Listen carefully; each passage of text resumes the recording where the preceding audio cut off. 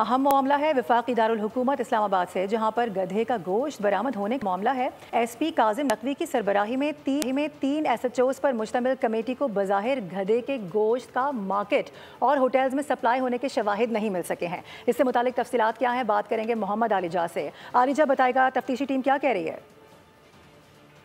देखिए, लाहौर के बाद वफाकी दारुल हुकूमत में भी गधे का गोश्त बेचने की जब खबर फैली है तो उसके ऊपर तशवीश की लहर दौड़ गई पूरे पाकिस्तान में।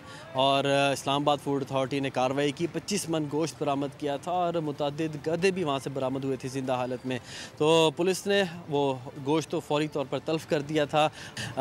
इस्लामाबाद पुलिस के एसपी काजिम नकवी की सरबराही में एक कमेटी भी तश्कील दी गई थी, तहकीकाती कमेटी, जिसमें 3 SHOs भी शामिल थे। उसने अब जो तहकीकात की उसमें ये बात सामने आ रही है कि ऐसे कोई शवाहिद नहीं मिल सके इस कमेटी को कि ये गोश्त इस्लामाबाद के होटल्स में या इस्लामाबाद के मुख्तलिफ इलाकों में सेल किया जा रहा हो। तो बज़ाहिर ये केस अब लग रहा है कि कंक्लूजन की जानिब बढ़ रहा है। ठीक है आलिजा, बहुत शुक्रिया आपका।